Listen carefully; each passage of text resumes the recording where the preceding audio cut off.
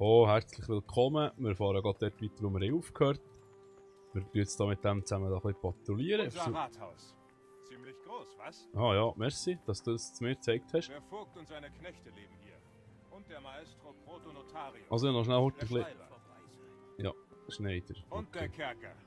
Will man nicht von innen sehen. Nicht mal als Wache. Habe ich schon ein paar Mal Natürlich gesehen. haben wir auch einen Henker.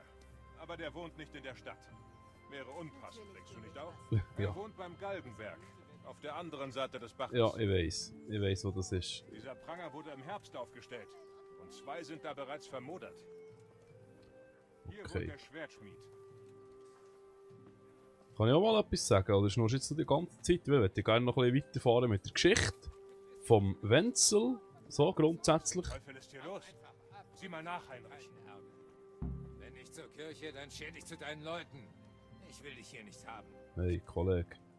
Was ist los? Hä? Was schreit ihr beiden da so rum? Schluss mit dem Krawall. Wurde auch Zeit, dass du kommst. Dieses dreckige Bettelweib da. Ich heiße Jana. Meinetwegen. Dieses Bettelweib da glaubt, dass sie herkommen und meinen Laden zustinken kann. Ich will, dass du sie fortjagst.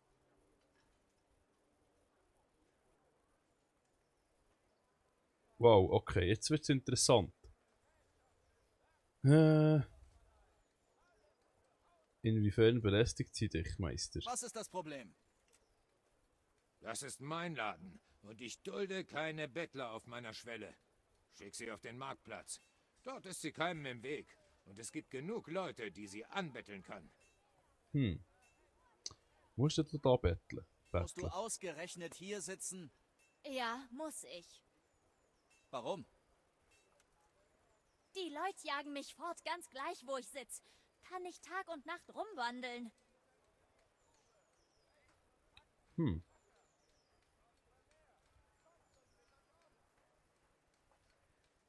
Das könnte Wie wär's interessant mit etwas werden. christlicher Nächstenliebe, Schmied? Was? Hast du eine Ahnung, wie oft ich Almosen gegeben habe? Dieser Hexe da erst gestern. Ist das wahr? Ich weiß nicht. Ja, der lügst. Hast du Almosen bekommen oder nicht? Jawohl. Also. Von diesem Mann hier? Weiß nicht. Und selbst wenn, gestern war gestern. Und ich muss heute auch was essen. Das ist wahr. Was weißt du schon davon?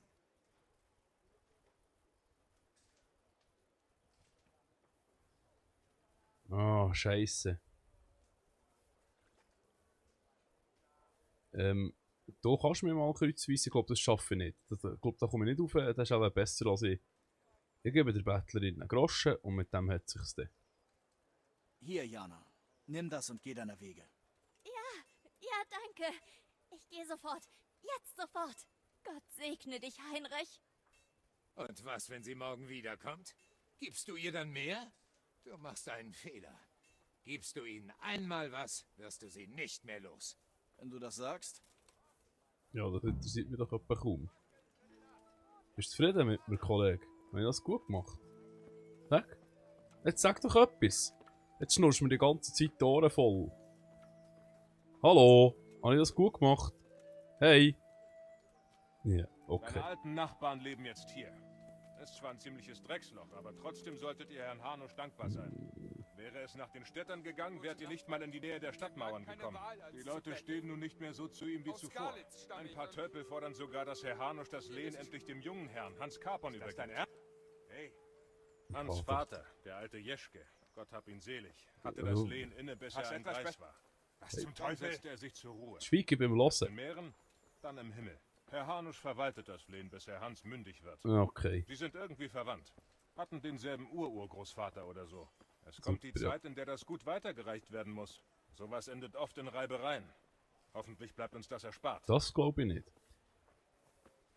Okay, kann ich jetzt noch etwas sagen?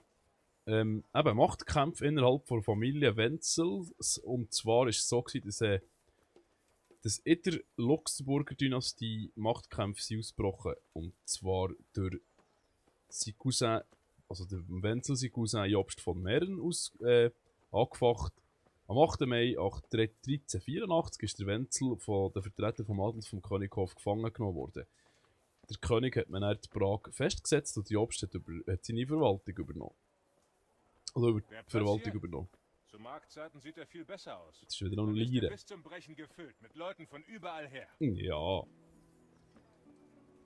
Da sehe ich, der schlägt den Haken, das ist unglaublich. Der jüngere Bruder vom Wenzel hat sich gleichzeitig bemüht, also der Johann von Görlitz, ihn zu befreien. Der Wenzel ist daraufhin mit der Burg Wildberg... Wir haben ja auch eine Bäckerei. Und diesen irren Händler, Wolfram Pruder. Er hat eine hübsche Tochter, hält sie aber an der kurzen Leine. Was den jungen Böcken nicht so gut schmeckt. Das glaube ich. Soll er das arme Mädel sogar den ganzen Tag einsperren? Ja. Okay. Eben. Und der Johann von Görlitz hat wollte befreien Meine und Schenke steht hier am Markt. oh, das Die sehe Händler ich, Mann. verwehren. Alt Schnurren, ich habe etwas zu erzählen. Da gehen wir später hin. Ja, später, okay. Er wollte ihn befreien und der Wenzel ist auf die Burg Wildberg in Oberösterreich verlegt worden. Es ist zu erfolgreichen Verhandlungen gekommen über die Freilassung vom Regent, allerdings mit für ihn harten Bedingungen, die der Wenzel später jedoch nicht eingehalten. Wie kann es anders sein? Nach seiner Rückkehr hat er sich verpflichten, die Rebellen, darunter der Kaspar I oder Gundaker, wow, jetzt muss ich gerade wieder spicken, jetzt muss ich römische Zahlen. V1-7, der Gundaker 7. Bei Gott, dem Bastard zeig ich's. Nein, wieso? Gundaker 7 von Starhemberg oder Heinrich 3 von Rosenberg, Heinrich 3 von Neuhaus und andere böhmische Adlige, die am Aufstand teilgenommen haben, nicht zu bestrafen. Was ist denn los? Dumm also. Hier ist Betteln nicht gestattet, also heb deinen stinkenden Arsch und schaff ihn von hier weg. Wen störe ich denn hier? Mich, uns, jeden. Wenn Herr Hanusch dich sehe, würde er dich auspeitschen. Ist gut, ich gehe. Ja, tschüss. Verfluchte Bettler. Verfluchte Da reicht Bettler. man ihnen die Hand und sie wollen den ganzen Arm. Die Regeln sind klar und Heinrich, schön, deutlich. dass du Bettler da bist. gehören zur Kirche. Bettler gehören zur Kirche. Ist das keine Kirche? Ja, okay, ich komme nicht raus. Ja. Hier ist die Schmiede. Im Augenblick gibt es ein paar Scherereien mit dem Schmied. Ja. Aber sein Lehrling springt einigermaßen für ihn ein. Wie ich höre, bist du auch Lehrling eines Schmieds.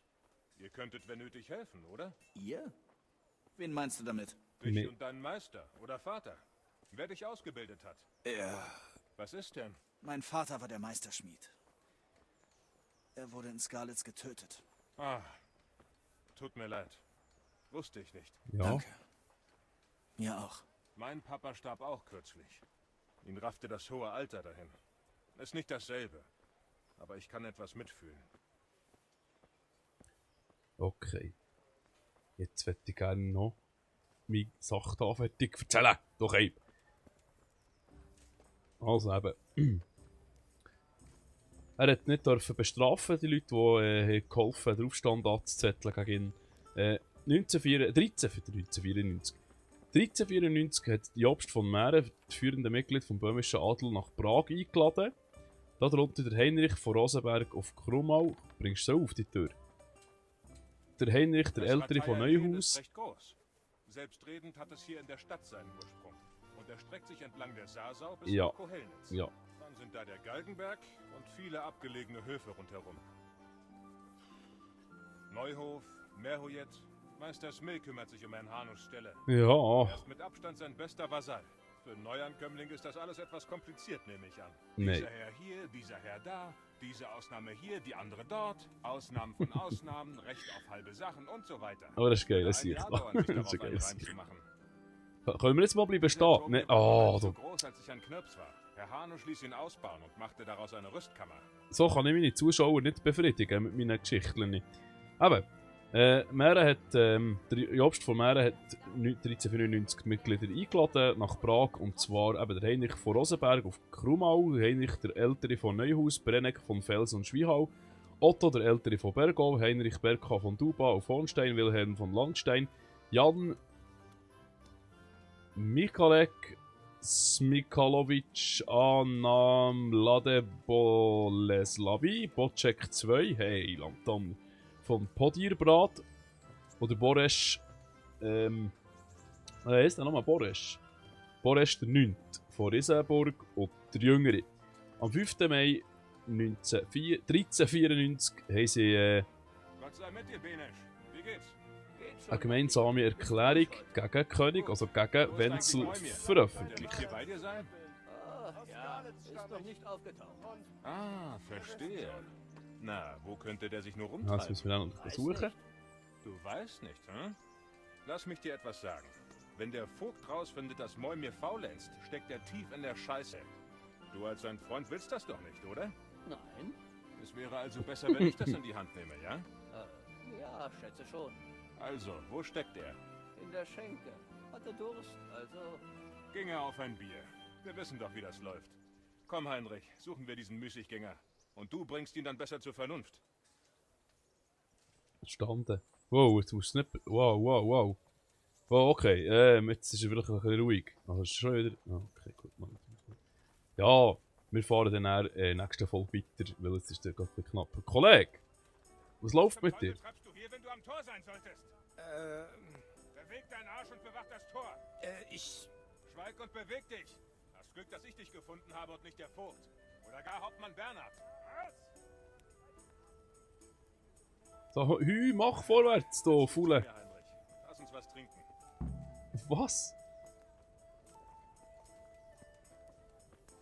Jetzt schießt ich den zusammen, weil er am Saufen ist. Jetzt soll ich mit dir selber saufen. Hey, pass auf! Ja, schon halt die Schnurren hier. Ja, nicht schlecht. What the fuck? Der Narr hat mich ganz schön erzürnt. Jetzt musst du einfach mal ein Bier haben. So, Sollten wir nicht unsere Runde drehen, anstatt zu saufen? würde mir also Du bist abdrücken. ehrgeizig, was? Keine Bange. Jeder Wachmann darf mal Pause machen. Aber nicht die beim Tor und auf dem Turm. Ah, Aber okay. genug davon. Versauen wir uns nicht den Tag. Hör mal, da wir schon hier sind, wie wär's mit einem Spielchen? Oh, Game. Ja, wieso nicht? Aber jetzt erzähle ich euch noch schnell heute die Geschichte fertig und dann ist nämlich die Folge auch durch. Also, wir haben gehabt, dass der Jobst von Mähren hat 1394 die ganzen Herrschaften auf Prag eingeladen. Und zwar für eine gemeinsame Veröffentlichung gegen den König, Wenzel. Nachher ist im April die Boresch von Riesenberg und Bohuslav von Schwanberg mit einem weiteren Herr die Burg Dusim, nehme an, keine Ahnung, wie man es ausspricht, weil der Propst Georg festgenommen, wo die Boresch anschliessend auf der Burg Riesenburg haben festgehalten. Der König hat wutentbrannt reagiert auf den Affront und hat dem Prager Burggrafen Otto von Berg befohlen, ein Heer zusammenzustellen und die Aufständischen zu bestrafen. Der Otto hat gefolgt, hat aber jedoch mit seinen Soldaten nicht gegen die Rebellen, sondern gegen den König selber ist selber losgezogen gegen den König. Ist natürlich geil. Der König befiehlt ihm, er soll ein Heer zusammenstellen und dieser geht nachher gegen den Befehlshaber vor. Das ist interessant. Während seiner Rückkehr vor Burg Seebrak ist der Wenzel gefangen genommen worden, mal wieder, und im Weißen Turm auf der Prager Burg inhaftiert worden.